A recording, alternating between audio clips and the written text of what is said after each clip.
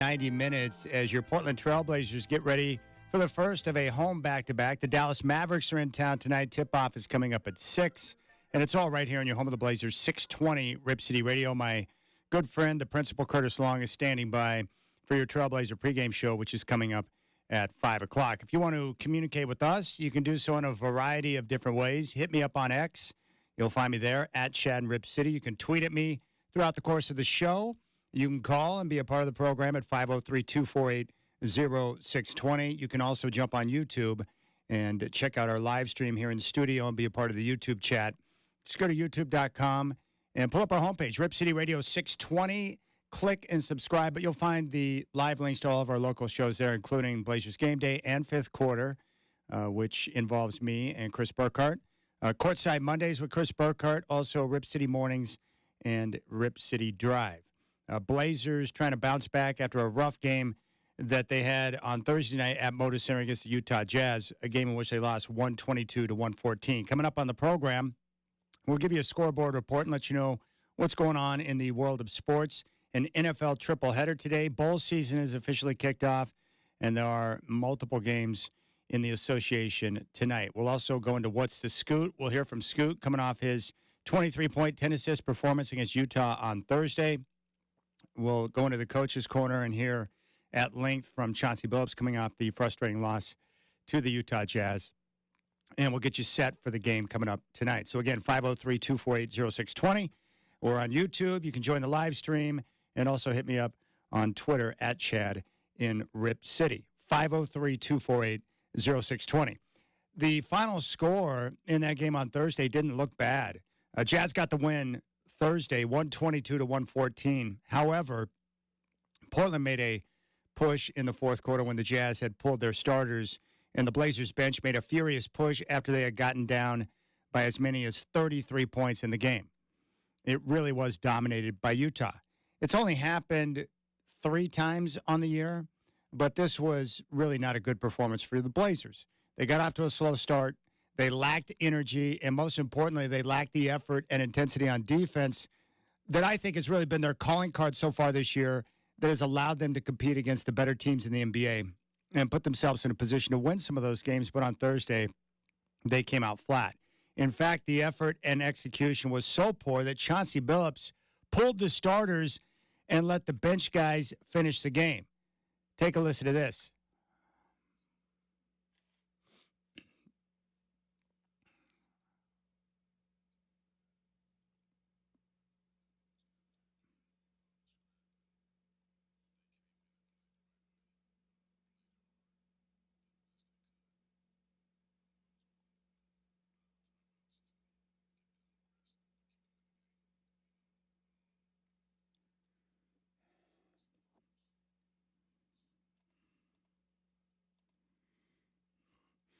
The other issue with the Blazers, the offense, came from their inability to deal with the Utah zone defense or the box and one.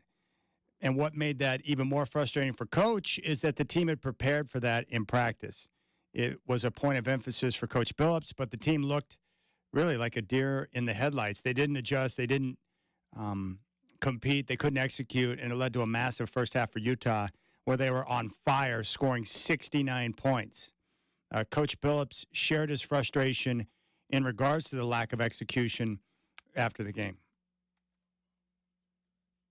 The zone and the box of one, and talking about not being hesitant, when they run it. And that's exactly what happened for the most part, but we're establishing ourselves, trying to establish ourselves as a defensive first team. And I think it's been a couple games, to be honest with you, when we start getting some of our offensive players back, and then it looks so sweet and cute out there when we're making shots. But that's not who we are. That's not who we're trying to be. We're a defensive team. We got to get stops in order for us to play well. And I thought our starting unit, they got us off to a very poor start. Defensively, they were just blowing our doors off the entire time. Could never get control of them. We tried every defense we had tonight.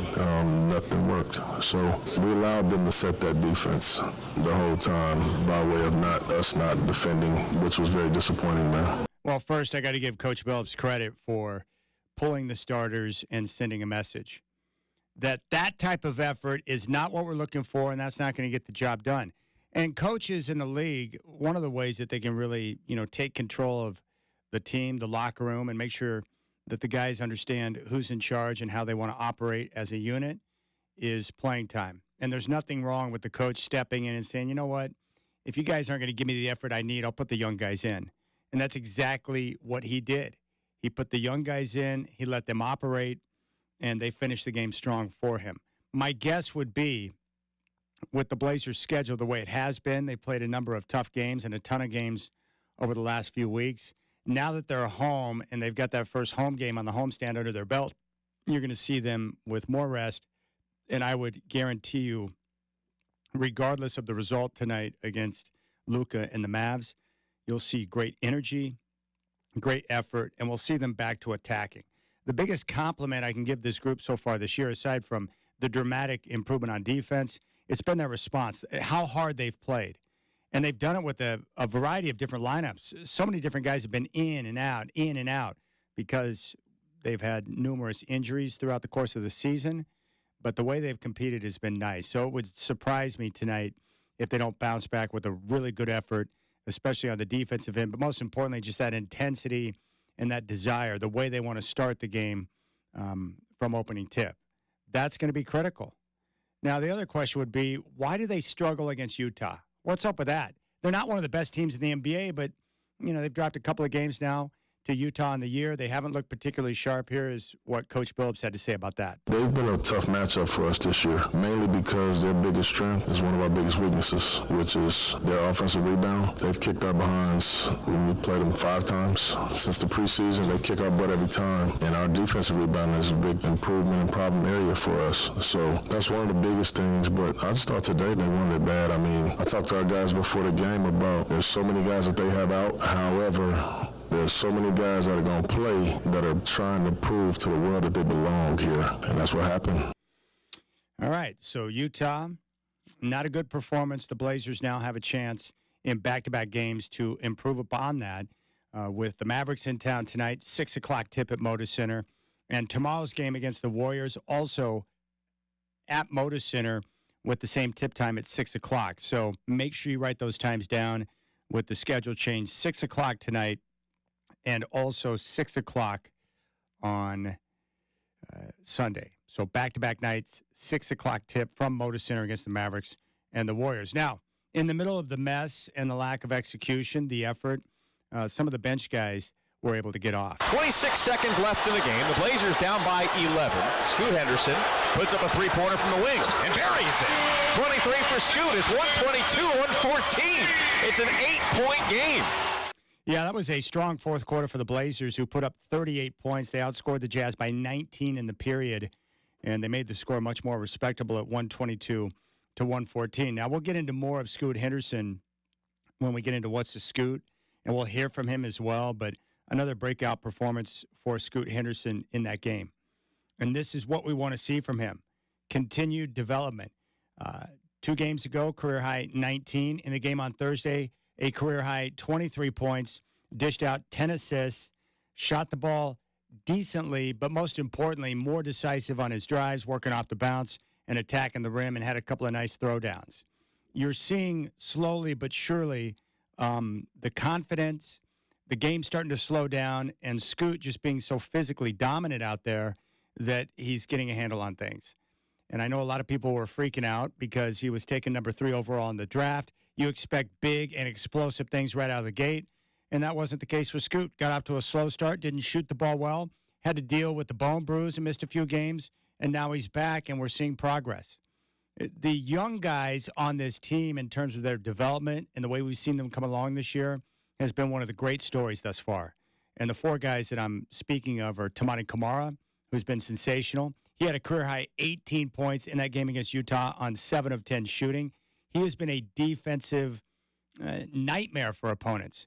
I was talking with someone today that's had a chance to talk with different guys in the league about Toumani Camara and his defense, including Dame, and they all describe him the same way. He's a problem. He's annoying because he doesn't stop. He doesn't slow down. Also, Jabari Walker, who continues to impress with his work and his diligence. 13 points, 9 rebounds, 1 assist, 1 steal, 28 minutes of action.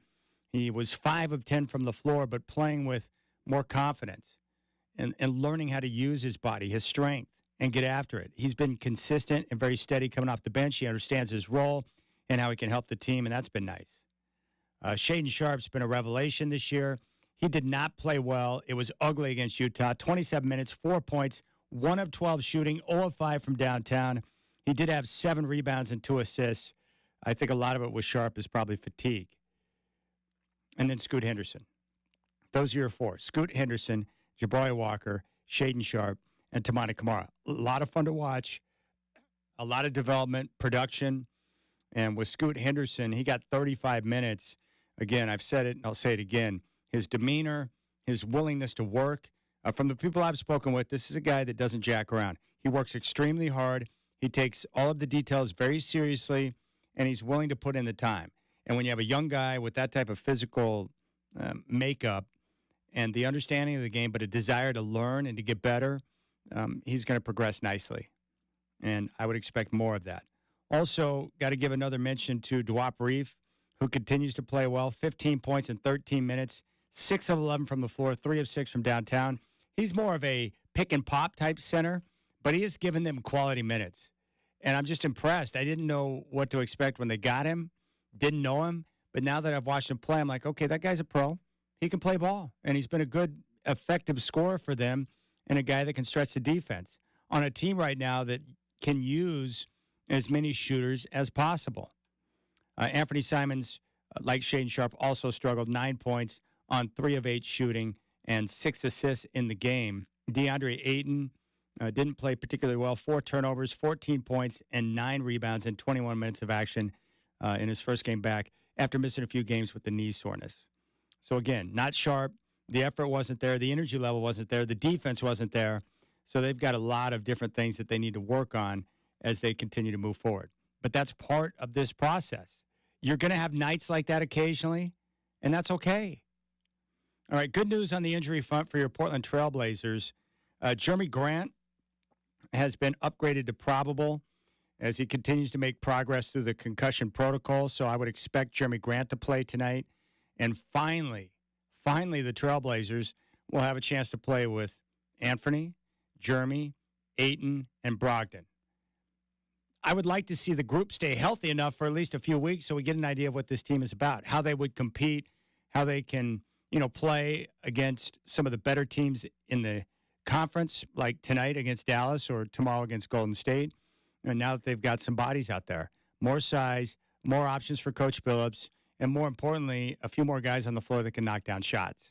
And that's going to be a key for this team. Defense, it looks like, is going to be pretty reliable throughout the course of the season.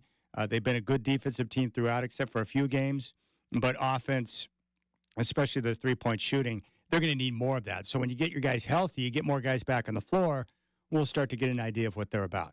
All right, we'll keep things rolling here on Blazers Game Day. Chris Burkhardt is here. We'll get his thoughts coming up next. Tip-off is coming up at 6 from Moda Center on a great sports day. What a beautiful day outside, too. Not too often we can say this in December, but the blue skies, the sunshine, driving around town today did not suck. I love it. Love the sun. All right, game day. Tip-off's coming up at 6. Chris Burkhardt and Chad Doing with you on your home of the Blazers, 620 Rip City Radio.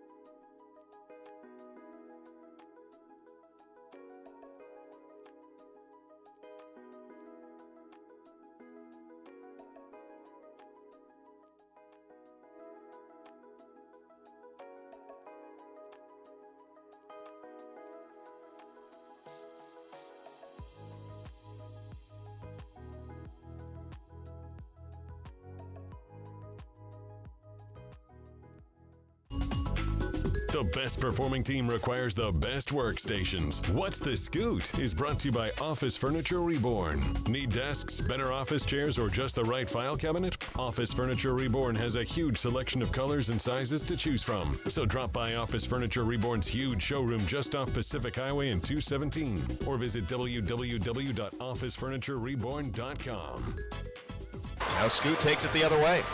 Scoot on the perimeter to Reef. Open three from Dwop. Yes! 10 points for Dwop Reef. And it's 122-106. Reef now with his 8th game of 10 or more, playing in his 15th career NBA game. And a double-double for Scoot Henderson. Yep, his first career double-double. All right, Scoot Henderson, first career double-double in the game Thursday against Utah, 23 points and 10 assists. I really like the way he is coming along, and I credit him for his work ethic and desire to continue to focus on the details to get better. That's critical. And a lot of young guys don't have it, but let's take a listen to Scoot following the game. Felt good, I guess. Still lost. That's what we're trying to do. We're trying to win games, so. But it felt good to be out there and just comfortable, I guess. But other than that, still lost. You've said before that you're out here to win. Stats don't matter that much, but do you feel like you're having a little bit of a breakthrough? Not really a breakthrough. I'm just getting more comfortable. Y'all just seeing the ball go in more. That's about it. Obviously, still confident. Just still trying to be ODD in my own way. I'm just trying to figure out ways to help him when he's getting boxing one like that, and we're trying to figure out ways to score while all the attention is on Ant. You know what I mean? So, but we're gonna get to it. We're gonna get it. So you guys have been playing well lately, even though you haven't been getting wins tonight. Not really the case. Can you attribute that to anything, or do you notice anything? Well, I think tonight was just one of those nights, honestly. As a team, everybody knows we didn't play as well as we played the last 10-plus games or whatever. Not even offensive-wise. We got the shots we wanted, just defense-wise. Our effort wasn't there. We didn't have any fight at some points in the game, and we're trying to pick each other up. But it was just one of those nights, I guess. And Utah, they did a good job of just hitting shots. I mean, Burkhardt, that's a 19-year-old rookie right there. He sounds pretty composed and pretty focused for a youngin'. I love it. He absolutely does. He absolutely does. I love that about him. Was it ODT or whatever? Overly determined to dominate. ODD. Yeah. There you go. I'm old school. I want to be like ODB. What? Wu-Tang. But no, it's just it's poise, right? And just kind of the knowledge and the know-how of what to do. I like that. I think that's what one of the things you especially have kind of latched on to early on. Like he's got the head screwed on. So the rest is going to come, right? It's just a matter of figuring it out. And kind of like he said right there, like you're seeing it. He's starting to figure it out. As we said post-game the other day, Nate Jones pointed out, it's really starting to slow down. And when the game slows down, he is allowed to really use that body and his power to dominate. So love that game last game on Thursday. It was good to see him drop 20 and 10, get that double-double, and look good doing it. I agree. You know what's cool about these three guards, Scoot, Ant, and Shaden? All three of them have major room for growth. We know that Scoot's just getting started, and Shaden is just starting to discover his abilities. And Anthony Simons has got probably another level of two that he can ascend to as well. Like, he hasn't arrived. They all have room for massive improvement and growth. And that's exciting. Like, I think Ant could develop into an all-star type player. And maybe the same with Shaden and Scoot. Yeah, I definitely think Shea for sure. Scoot, it's hard to see yet just because he is so young and raw at this point. But, I mean, you're not taking third overall if the world, the basketball world, that is, doesn't think that you have potential to pop, right? And so I would love to see it.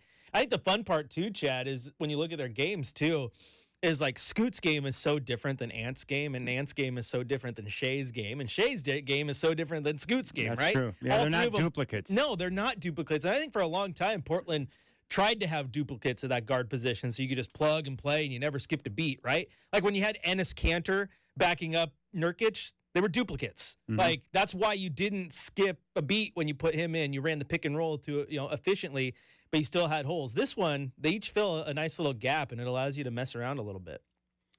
Yeah, no question. Man, Anthony looks good. I don't need to tell you that because you've always been big on Ant, but he looks really good this year. The physical maturity, the comfort level in which he's operating with, dude, he can get to a spot. Like, there's not much he can't do on the offensive end. Left hand, right hand, off the bounce. He's got the one-legged step back. He's got the runner. He can shoot three from super deep. Yeah, his offensive ability is limitless, and we're starting to see that right now. I'm excited about Ant. And, like most of the guys on this team, fairly quiet, kind of keeps to himself. I think a lot of fans don't understand or know these guys too well because they don't talk a lot. Jeremy Grant's a good dude. He doesn't talk a lot, kind of quiet. Ant's the same way.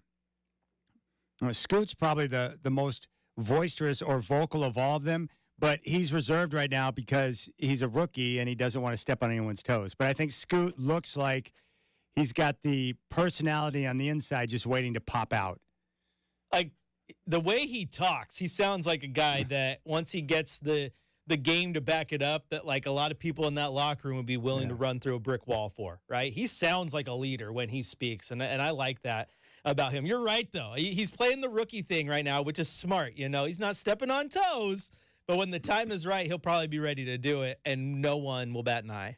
All right, let's take a listen to Jason Kidd, head coach of the Mavs, in preparation for the game tonight. I think when we talk about the ball touching the paint, understanding Minnesota's different from Portland. When you look at the bigs, you got Gobert, Cat, Reed, we're having most of the time two bigs out there. And so it's not very similar to that.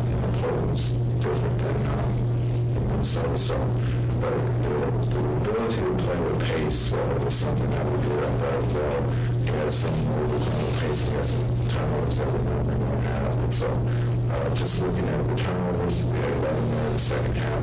That's something that we don't normally do. We normally have turnovers in the first half, and then we limited to 2 or 1 or 0 in the second half. And tonight we had 11. So just looking at taking care of the ball as we go on the road. All right, Blazers and Mavericks coming up from Moda Center tonight. Tip-off will be at 6 o'clock. Elsewhere in the game for the Blazers against Utah on Thursday, I mentioned Toumani Camara, 24 minutes, 18 points, 7 of 10 shooting, 6 rebounds. That was a career-high 18 for Camara. DeAndre Ayton, 21 minutes, 6 of 13 from the floor, 14 points, 9 rebounds, had 1 steal and 1 block, also 4 turnovers. Matisse Thybulle, 17 minutes, 3 points on 1 of 5 shooting. Anthony Simons, 22 minutes, 9 points, 6 assists on 3 of 8 shooting, 2 of 6 from downtown. Shaedon Sharpe with 4 points on 1 of 12 shooting in 27 minutes of action. Off the bench, Jabari Walker, 28 minutes, 13 points, 9 rebounds, 1 assist, 1 steal, 5 of 10 shooting. Chris Murray, 17 minutes of action, 6 points, 2 of 7 from the floor. Both of those were 3-pointers. Dewap Reef, 13 minutes, 15 points on 6 of 11 shooting. He continues to impress. 14 minutes for Malcolm Brogdon, 9 points on 3 of 6 shooting. Skylar Mays got 17 minutes, did not score.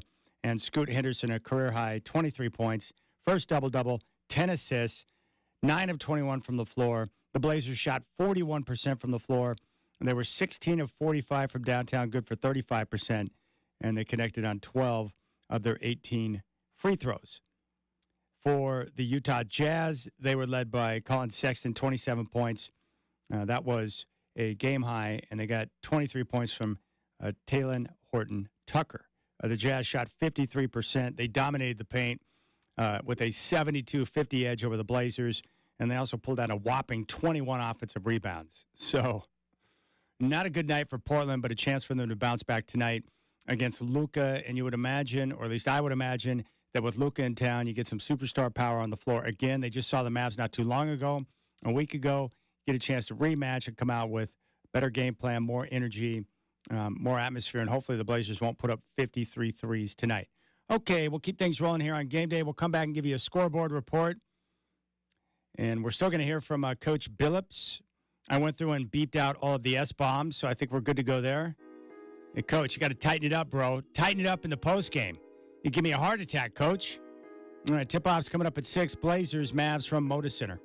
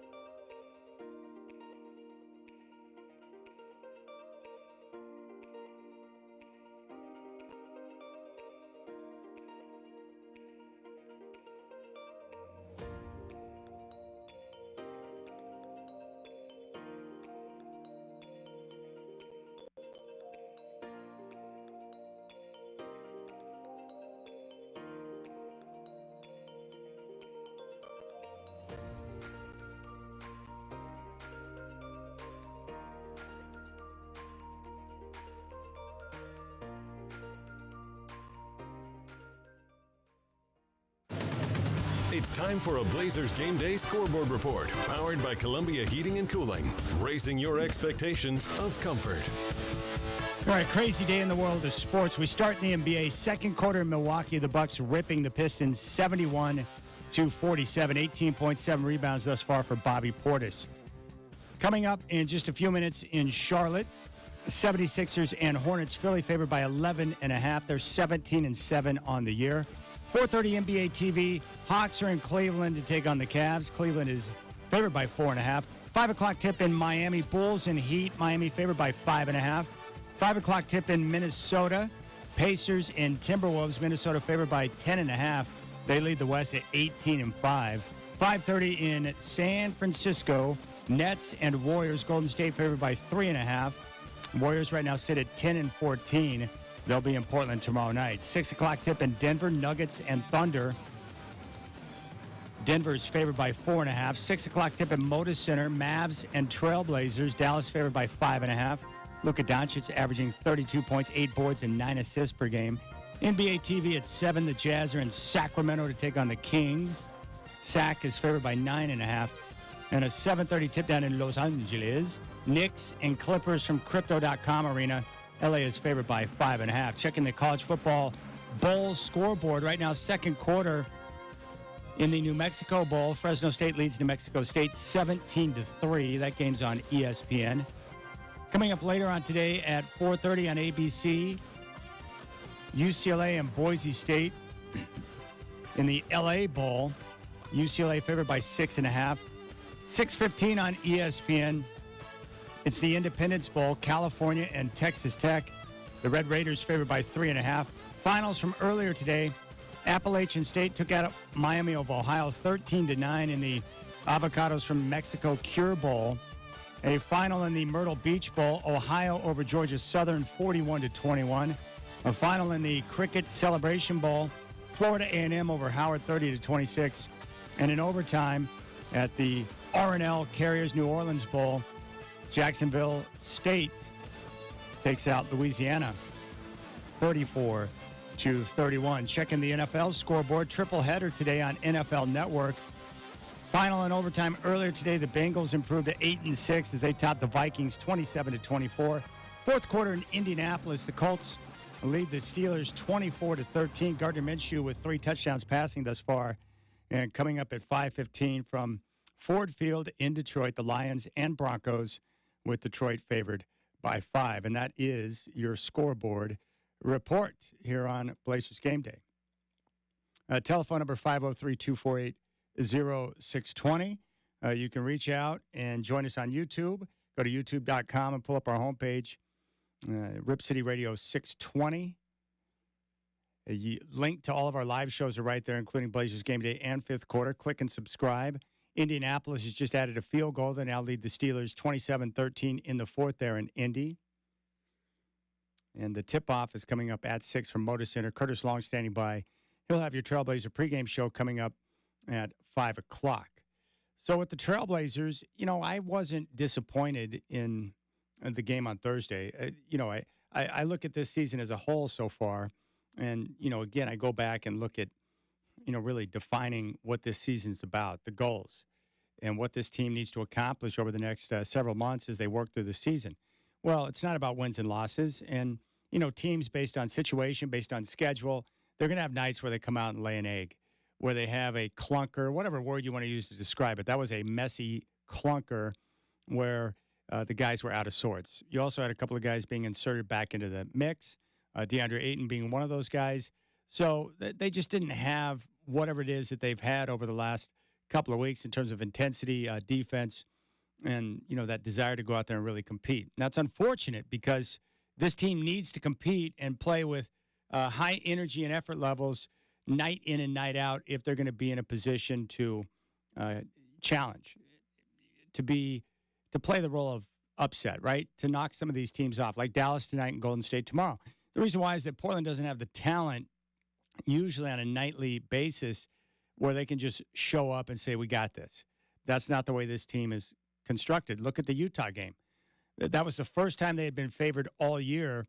And Utah's not a good team. They've beaten Utah this season. That's a game that you thought on paper the Blazers should win and kick off their homestand on a really good mark. It didn't happen. Why? Because they don't have the talent to go out and win games. They've also got to combine that with a great energy level, good effort. They've got to be willing to compete defensively, and they just didn't have it, right? And that's why Chauncey pulled his guys and let the bench guys finish out the game. So if this were happening on a regular basis so far this season, I'd be highly concerned. But they've only had 3 games this year where they really got overmatched and dominated. Games where they didn't compete well, they didn't have that energy and the tenaciousness on defense. So I look at the entire season, 23 games.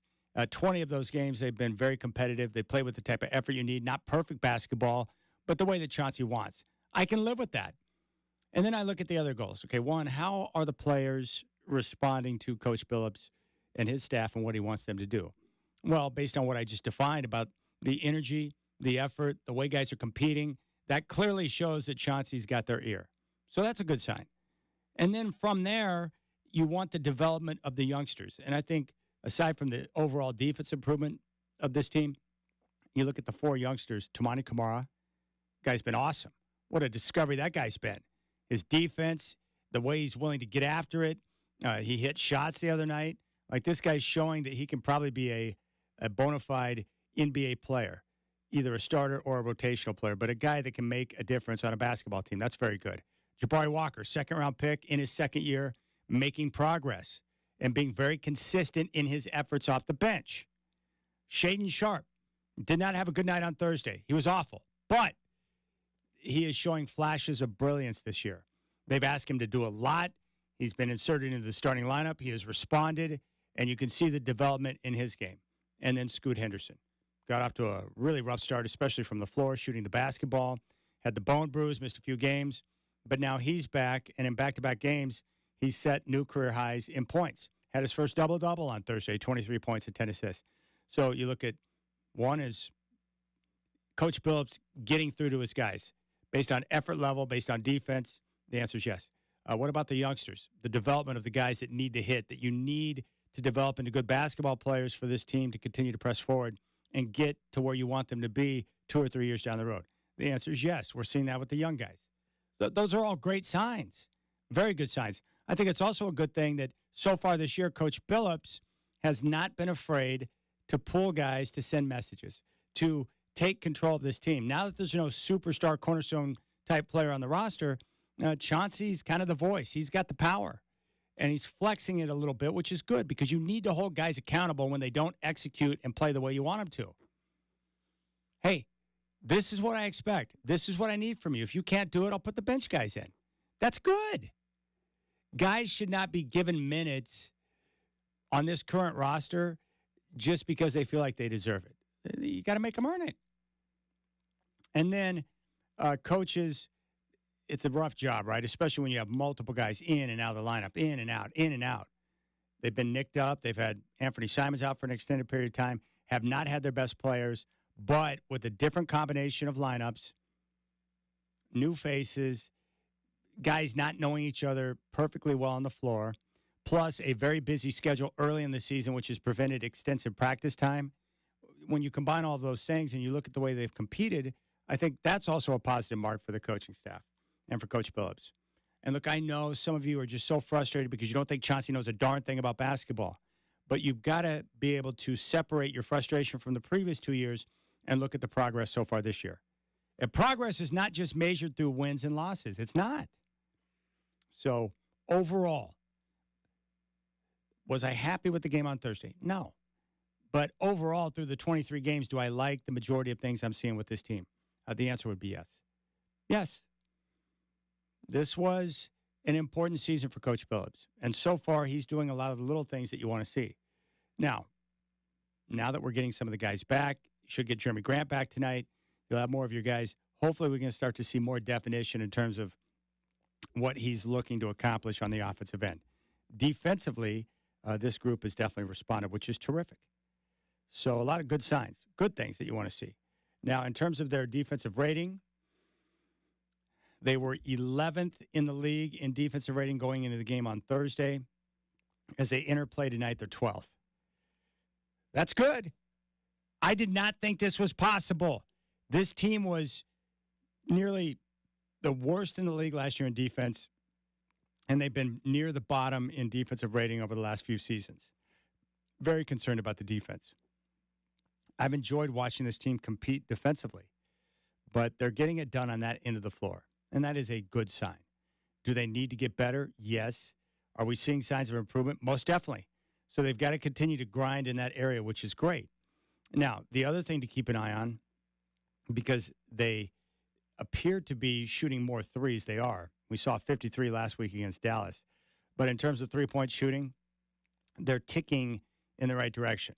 They were dead last for the majority of the year, shooting just over 30%. But right now, they're 24th in the league in three-point shooting. They've got that number up to 34, almost 35%.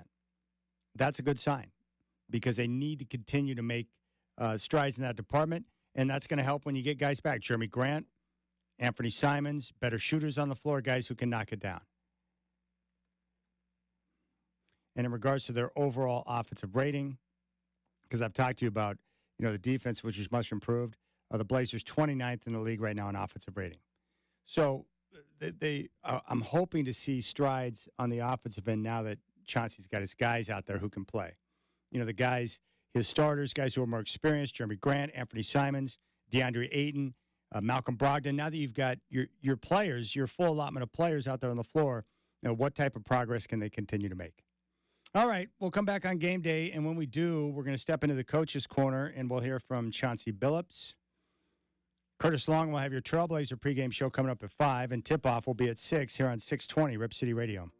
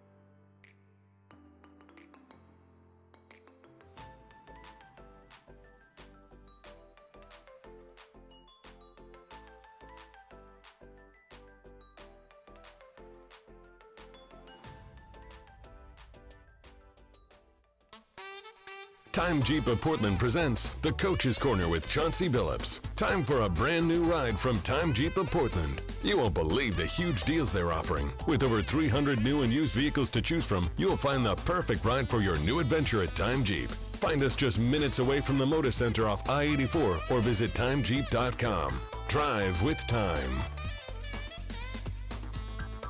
All right, let's check in with a frustrated Chauncey Billups following the 122-114 loss to the Utah Jazz Thursday night at Moda Center.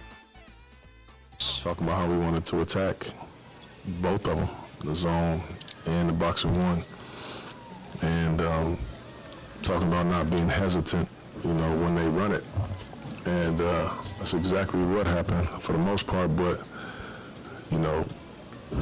we're establishing ourselves, trying to establish ourselves as a defensive first team, and I think it's been a couple games, to be honest with you, when, we start getting some of our offensive players back, and then it looks so sweet and cute out there when we're making shots, but that's not who we are. That's not who we're trying to be. We're a defensive team. We got to get stops in order for us to play well, and I thought our starting unit, they got us off to a very poor start.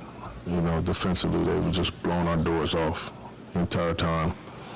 Could never get control of them. We tried every defense we had tonight. Nothing worked. So we allowed them to set that defense the whole time by way of us not defending, which was very disappointing, man. Is that lack of execution effort, is that kind of led to Ant getting sat down? It led to all of them getting sat down. It comes a point where I don't want to keep looking at that. I'd rather let the young boys get out there and play and scrap, and they came in and played the right way, played hard, did the best they could.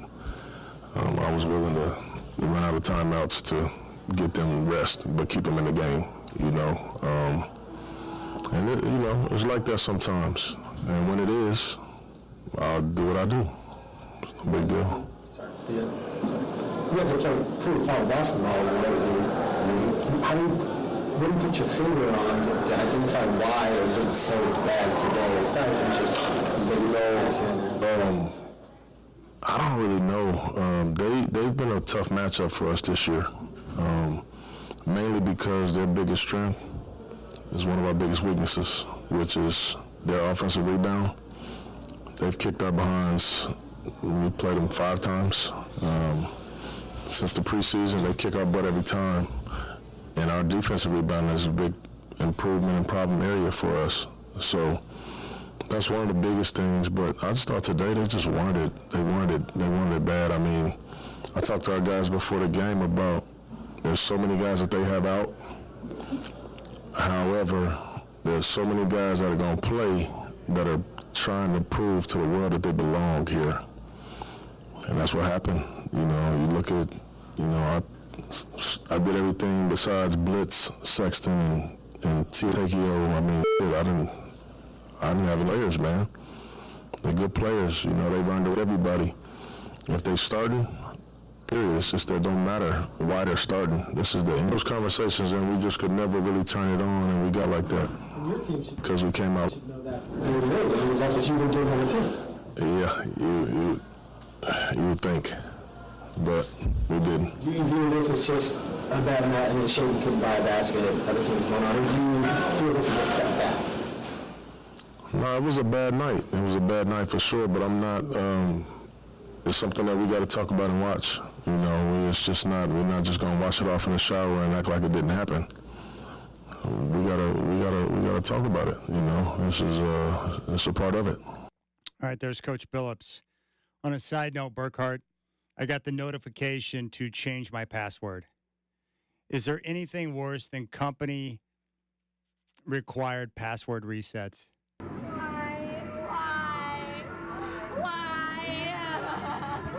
And I'm no different than anyone else. I typically like to use the same password because I have like a billion passwords for different things like you and everyone else. I hate it when they don't let you use a password you've used like in the last 10 years. It's really annoying. Oh, it's so frustrating. can't match like 20 of your last passwords, and then sorry, you only used 6 special characters. You have to have at least 7. And it's like, what is going on here? Give me a password. I just want to be able to remember it and log in. I like all the precautions we have. Oh, I just want to log in. Oh, no, then I have to do get a notification on my phone to accept it, and then face scan, and then type in the number.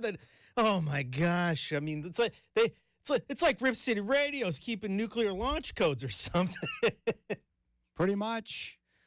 What do you think about Chauncey pulling all of his guys, making them sit and letting the bench guys finish out the game? Well, it's twofold, right? I mean, you pull them, maybe send a message like you guys aren't getting it done, right? They suck. Watch these guys go play. And then I also think what I liked about it was young guys made a little bit of a comeback. I mean, the game was never in question, right? But they played hard, and they got that score respectable, air quotes. But no, they went out there and they played, and I think that might be good. I mean, look at Ant and Shea, right? You need them to play. You got Scoots breathing down both their necks. He's a number 3 overall pick. You draft him to be the future, right? He is breathing down your neck every single moment you two don't get it done. And I have to pull you early and let him play is minutes that he looks better. He is breathing down your neck. I agree.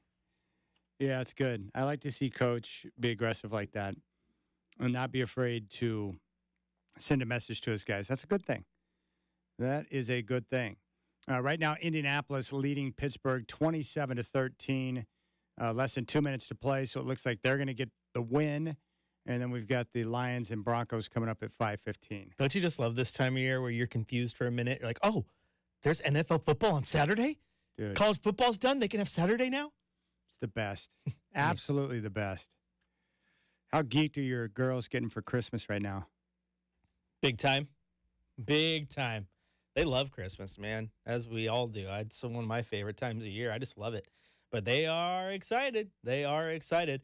I was being nice today, and I bought my wife a Apple Watch band that was Christmas themed. Yeah. Obviously not a Christmas present. You don't buy that and give it to her on Christmas when she can't wear it anymore, no, right? she can wear it to Christmas parties or functions or whatever. I had to do some digging because like the normal like rubber ones irritate her skin, but I found one, and then my daughter's like, oh, I want one. They have these little fake Apple Watches, little gizmos that they can call me on. Yeah. Okay, so I had to look and buy this. And my wife goes, yeah, you're screwed, babe. She goes, why? I go, because you always like to buy me nice things on a whim, and you got 3 girls in this house who are going to want that every single time too. So you're going to reach the point where you can't buy just one. You got to buy 4 of everything nice that you want to buy.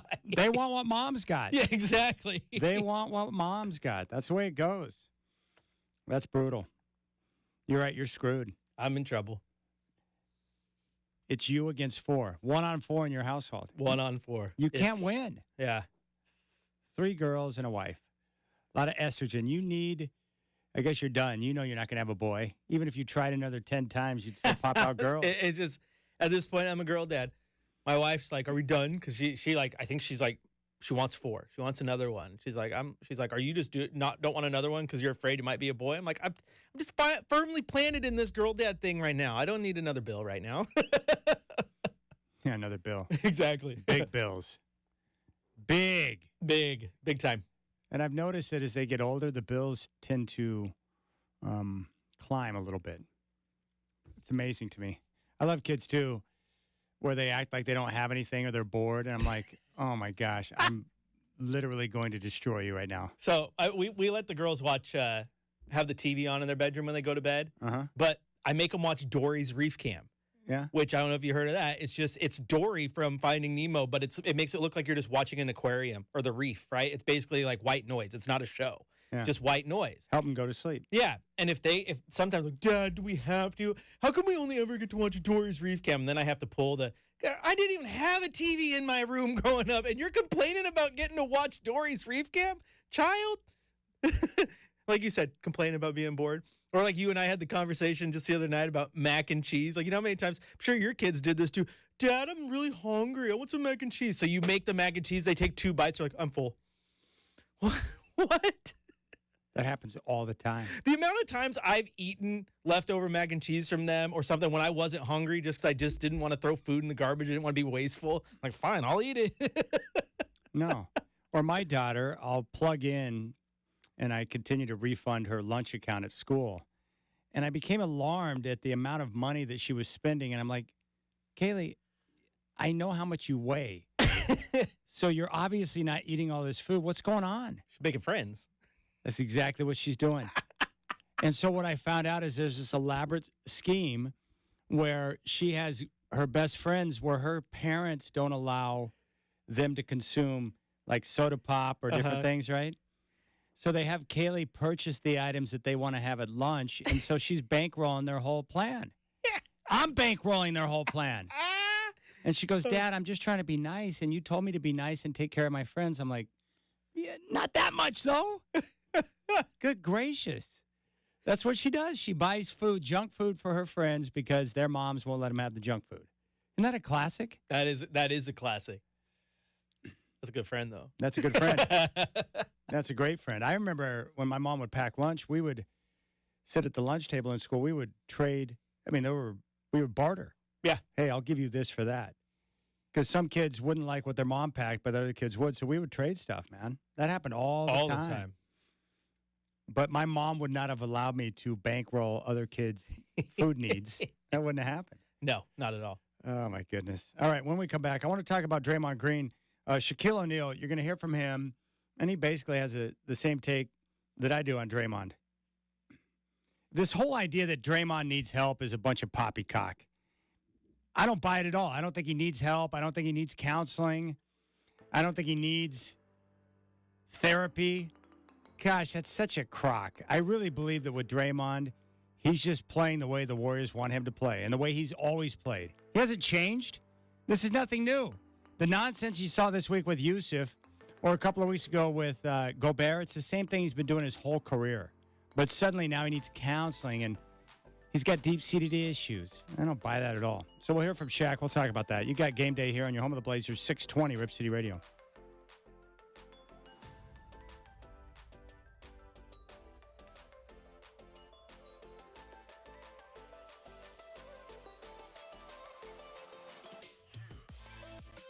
Saying that, but not all of a sudden needs help.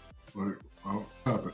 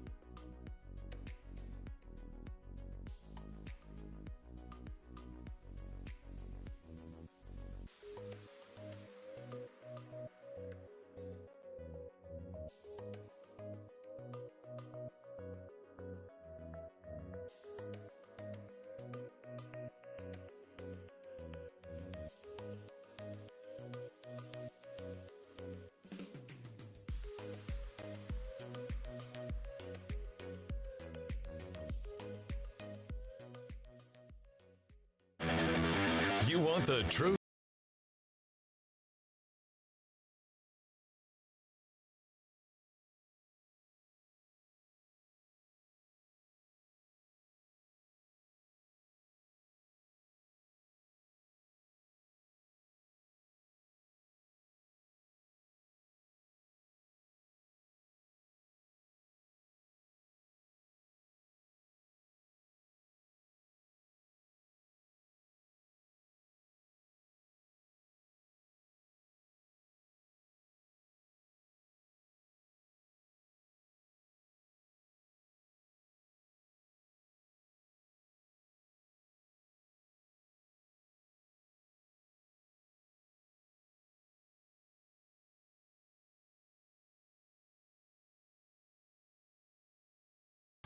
I mean, even Rudy Gobert went on and talked yesterday about the empathy that he has for Draymond. But, Shaq, maybe the indefinite suspension is the perfect opportunity for him There's nothing wrong with Draymond.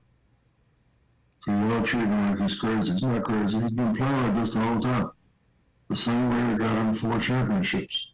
Nothing wrong with him. That's the only thing I don't like about the situation. He needs help. He needs help. He's been playing like this the whole time. How many texts does he average a year?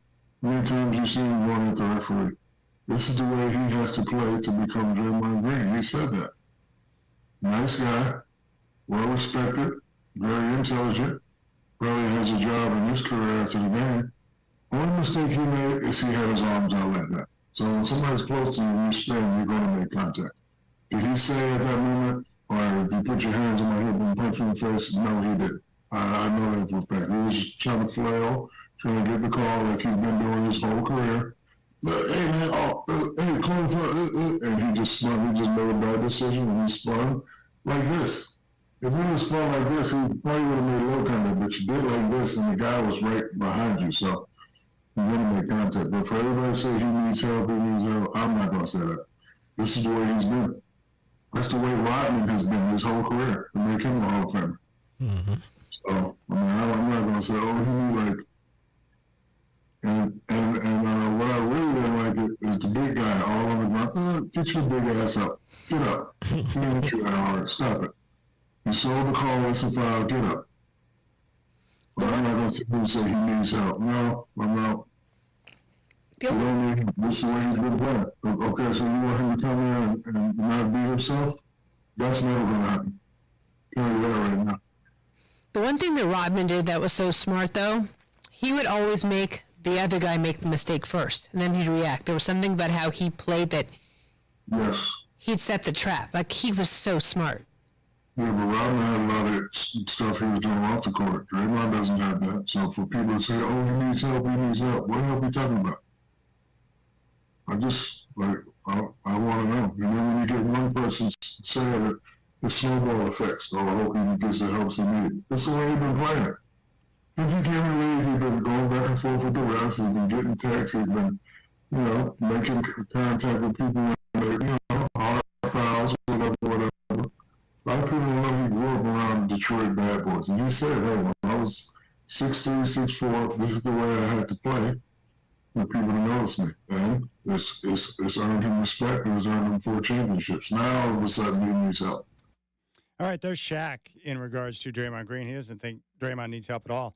I tend to agree with that take. I spent a lot of time around Draymond, a couple of years covering him. One of the smartest, sharpest NBA players I've ever been around. No joke. Like, legitimately sharp, engaging, never dodges a question. He takes the floor and knows exactly what he's trying to do, playing with a purpose, trying to be an intimidator and enforcer. He knows what he's trying to do when he's out there on the floor. And the acts we've seen over the last few weeks from him with Gobert and now Yusuf Nurkic, nothing new. That's the way he rolls. I think the Warriors are okay with it. They obviously haven't gone out of their way to send a message to him. He punched out a teammate. They got rid of the guy, and they gave Draymond a new 4-year deal with $100 million. He didn't even get suspended for that. So the Warriors, they have encouraged this type of play, this type of behavior from Draymond. And does he cross the line on the floor? Yeah, of course. And just like Rodman and all those other guys. But he doesn't need help or counseling. That's just the way he plays. That's the way he's always played. That's the way he does it. And he's always going to be that type of player. It's not going to change. And again, I've said before, I'm not greatly offended by physical contact on the floor when it comes to basketball because I was shaped during my early days of watching basketball in the late 80s and early 90s where physical contact was an expected part of the game. Guys elbowing each other in the ear and punching each other in the face was part of it. Non-basketball acts were part of every game. So it never bothered me. That's just the way the game was played. I saw, I'll never forget it, but a playoff game with the most physical of all series. You had the Pistons and the Celtics. Game at Boston Garden. They had just come off of two very physical, hideous games in Detroit at the Pontiac Silverdome where guys got into it, punches were thrown. Bill Laimbeer was right in the middle of it. And as they got underway at Boston Garden, it took just a matter of moments before Robert Parrish, from behind, punched out Laimbeer, knocked him out. He did not get thrown out. There was no flagrant twos back then. They just resumed play. And the whole idea behind that, the refs knew it was coming, and they're like, well, he deserved it. Now, I'm not saying that you should have all-out violence on the floor. I'm just not turned off by it. It doesn't bother me. So I don't freak out and think that the world's gone mad when Draymond decides to cheap shot Yusuf Nurkic. That's what he does. What's your take on Draymond, Burkhardt? How do you see this situation with the crazy one? I'm with you. And one thing about this situation, like, I know this sounds so dumb and almost cliche, but like when people jump on this, and I've seen plenty, oh, that's assault, and then it's sport. Like, sport is just different. Like, to me, it's different. And unless you're just going out there every single game and just popping dudes in the face for no reason, every single game, just punch, kicking them while they're down. Like, yeah, but, like, sports are different to me. Now, to Shaq's point, like, yeah, I think it's interesting. Oh, that's just how he plays. That's just how he plays. That's just how he plays. But the minute he gets suspended indefinitely and the league sets this is what we have to do, all of a sudden this narrative flips, right? Oh, now it's about his mental health and we got to do this. And I'm not making light of mental health in the least. No. Absolutely. Take care of your brain and your head and everything. Yep. But the fact that the narrative on this dude switched instantly the minute the league said, hey, he's going to have to do this therapy session or whatever and, do this basically, this mandatory work. Everybody comes in, oh, yeah, get well and do this. This is not a dude who's like suffering depression and is doing all these crazy things because he can't think straight. The dude just plays on the edge. He absolutely always has. Dude, like, okay, here's a guy for you because, our fan base, like Bill Romanowski, right? That dude played on the edge too. Did some dumb stuff, but he played on the edge. Yeah. Like, it happens. And when they brought him in, that's how they wanted him to play because they were trying to develop some nastiness to their defense. I almost feel like in this case for Draymond, it's like the mental health is almost an excuse for him being an a-hole, I think, if anything, Chad, I think that the way that the narrative is switched and the NBA changed it is to give them an out for him to get on the court quicker. Mm-hmm. Because they've enabled it for so long. Like, this don't hate Draymond. Hate the fact that the league has enabled it. Oh, I kick a dude below the belt pretending like it's part of my normal shooting motion. I get 1 game suspension. I stomp on Domantas Sabonis' chest. Nobody bats an eye, right? Oh, yeah. When he extended his leg and kicked Steven Adams in the nuts, he was talking about how that's a normal shooting motion. Right. like at least when Shaq, wanted to almost took Brad Miller's head off with that punch or, dunked and kicked Sabonis below the belt, you knew he did it on purpose and there was no excuse like, oh, yeah, that's a part of my normal dunking motion. Like, there was none of that, right? Like I get it. Like Draymond is annoying. It's how he's played. It's also playing on that edge, Chad. What's tough for a guy like Draymond is playing on that edge and getting under people's skin is what made him and the Warriors great. Yeah. So toning that back at any point's tough. Yeah. I don't think there's anything wrong with Draymond at all. He's just a dirty basketball player. No. That's it. He's just dirty. No, and like you said, listen to him on his podcast. And the dude's smart. He knows what he's doing. When he turned, like, this idea that, like, he did, he says he didn't mean to hit Nurk. Watch the video again. The dude turns around and flails and makes eye contact with Nurk. He knows he's there. Like, I can stop my arms mid-flail and not hit a dude upside the head. Yeah. And I also agree with Charles Barkley, where Barkley said that as he aged in his career, especially during his time in Houston, because he said he was terrible when he was with the Rockets, that you start to act out even more because you can't do the things you used to be able to do. Oh, 100%. I guarantee that's what's happening. So my guess would be is that we're going to see more of these type of things from Draymond moving forward because physically he's not as quick, as dominant as he used to be. Yeah, I said that the minute this happened. This is a guy coping with the fact that he's not as good as he once was. And the sad part is he's still really good. Like, he's still really good.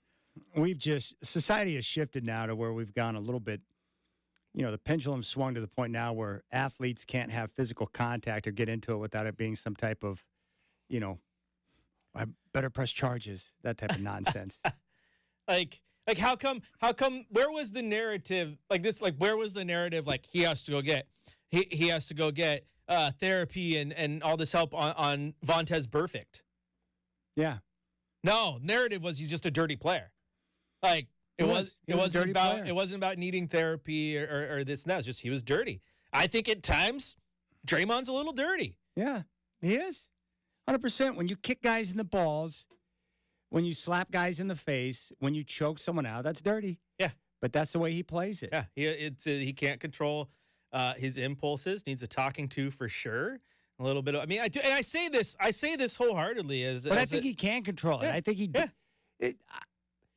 I think he choked out Gobert because he wanted to choke out Gobert. Yeah. And I say this as a guy who's, not in my adult life, but I had to go to anger management as a kid. I was an angry kid. I did the things you weren't supposed to. Might as well call me Draymond. I was like putting kids in chokeholds or hitting someone I wasn't supposed to in elementary school, and then had to go to anger management and found out the reason for my anger and fixed it, and life's been great. And but that doesn't mean that you're in this big crazy situation. I feel the same way about you, Burkhardt. You don't need counseling. You're just an a-hole, man. It's okay. You aren't the first person to say that. Oh, I love it. All right, let's keep things rolling here. We'll come back and give you our keys to the game. Blazers and Mavericks. Blazers are going to have fun trying to deal with Luka tonight. That guy's a freak. Freak! A tip-off's coming up at 6 here on 620 Rip City Radio.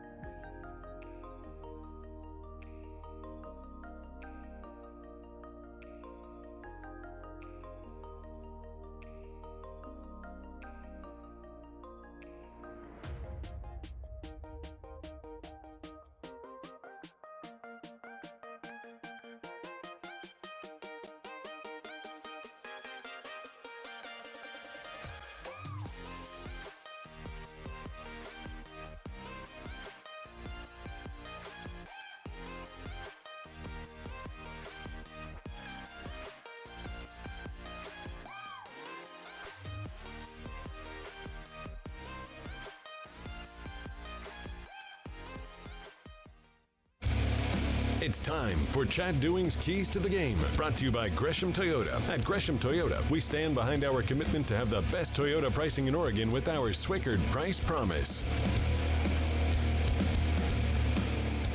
All right, keys to the game. And I go back to Chauncey Billups after the loss to Utah on Thursday when asked about the starters, why Ant was pulled out with the lack of execution and the effort. Take a listen. It led to all of them getting shut down. It comes a point where I don't want to keep looking at that. I'd rather let the young boys get out there and play and scrap. And they came in and played the right way, played hard, did the best they could. I was willing to run out of timeouts to get them rest, but keep them in the game, it's like that sometimes. And when it is, I'll do what I do. It's no big deal. All right.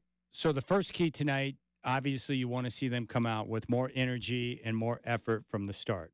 They didn't have it against Utah. I would expect being at home, getting more rest, and now having a full complement of players with Jeremy Grant. We got word from Billups that he will be in action tonight. So I would expect a much better effort from the start. Just the approach, the attitude, the intensity. Regardless of result, you want to see these guys grinding and getting after it. So that's number one. Number two, this happened in the previous game last week against Dallas. They packed the paint. They know the Blazers have issues knocking down shots. So instead of jacking up 53 three-pointers, I would like to see the Blazers, with an adjustment in their offense, move bodies, move the basketball to create some creases in the defense to where they can look to attack. Don't settle for the three. Get creative with your movement to open up some opportunities where you can continue to attack the rim. You fall in love with the three, you start jacking it up. That's not your strong point. You're going to find yourself in a very difficult spot.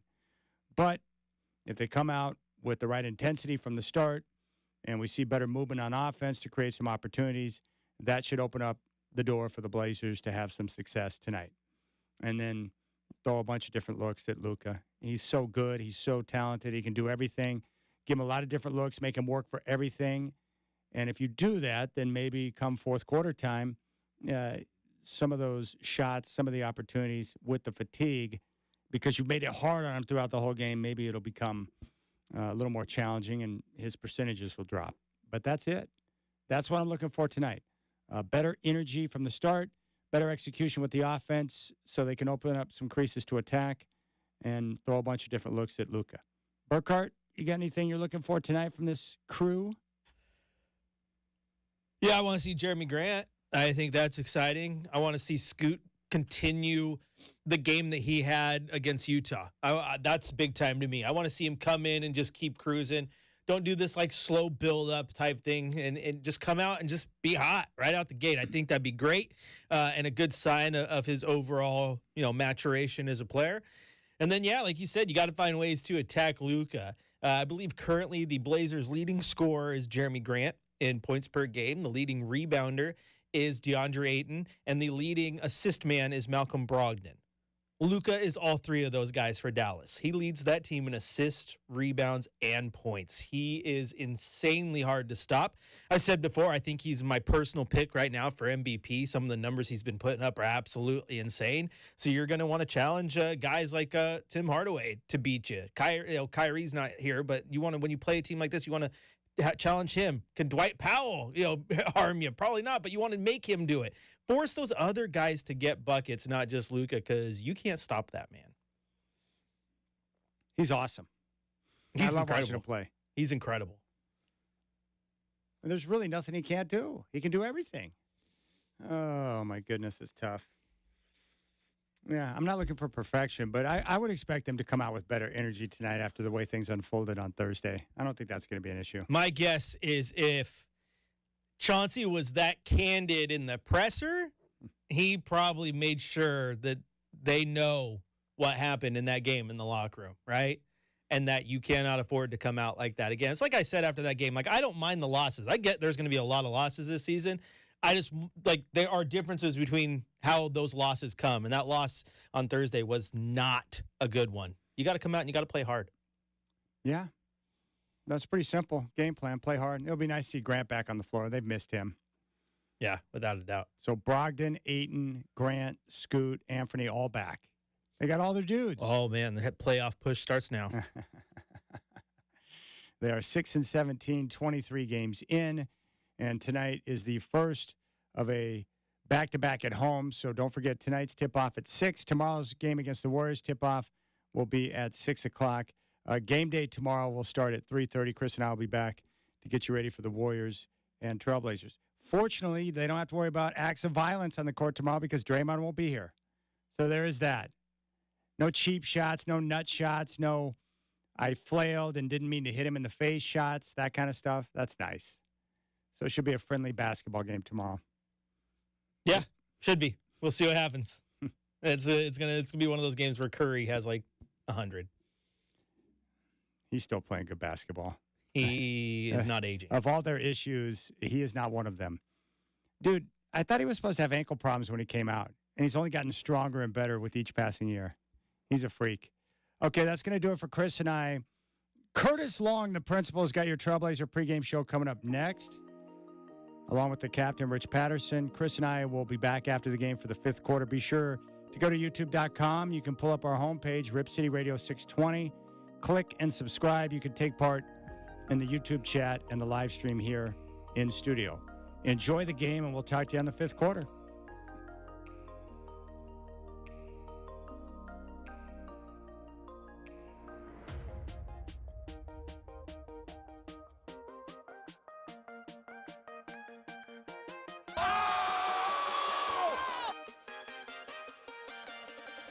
Nice!